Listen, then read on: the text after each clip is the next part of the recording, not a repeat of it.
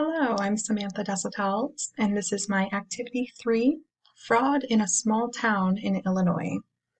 Rita Crunwell was the trusted treasurer for the city of Dixon. During her time with Dixon, the maintenance budget was slashed again and again, seemingly no new purchases were approved, and Rita still depicted the city of Dixon as broke. Meanwhile, Rita owned multiple ranches, hundreds of horses, and a multi-million-dollar RV.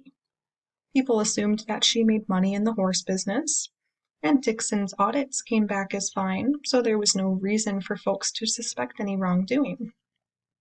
One could argue that this part of Rita's fraud used social engineering when Rita gained the trust of those around her and worked her way up the ranks at City Hall. She even invited her co-workers to her ranch for get-togethers that were complimentary for them. To everyone's surprise, it was found that Rita had committed the most common type of fraud, which is computer input fraud. More specifically, she participated in disbursements fraud. See, Rita had created a fraudulent municipal account in which to deposit her stolen funds. She then forged invoices to build money in that account. The audits would clear because she had forged source documents available, and as these disbursements were on the books, there would not be any issues with the numbers. As Rita was the signatory on all of Dixon's checks, this provided her with the opportunity for her to write checks to her fake municipal account without getting caught.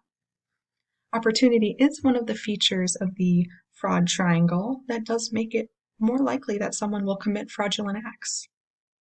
The fraud was not discovered for over 20 years until one day when Rita was away at a horse show, a co-worker stumbled upon documents that were for Rita's eyes only. This lack of discovery for that amount of time proves that Dixon should have provided more supervision over their employees and perhaps utilized segregation of duties to prevent this sort of fraud from occurring. All in all, in the end, it's good news. Rita was caught. She was sentenced to about 20 years in prison, and she was stripped of all of her assets.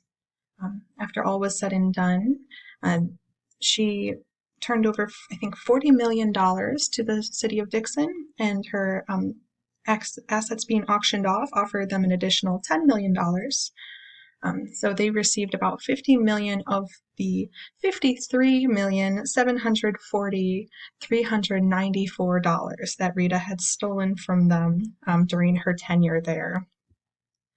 Again, I feel like this story just highlights the importance of segregation of duties, supervision, as well as even things like vacation time, where other employees can come in to that position and sort of examine things as they lay and be able to discover anything that's out of place there. I really enjoyed learning about this one. I'm surprised to hear that such a large sum was able to be stolen from something as large as a whole city. And I hope you have a nice one. Thank you very much.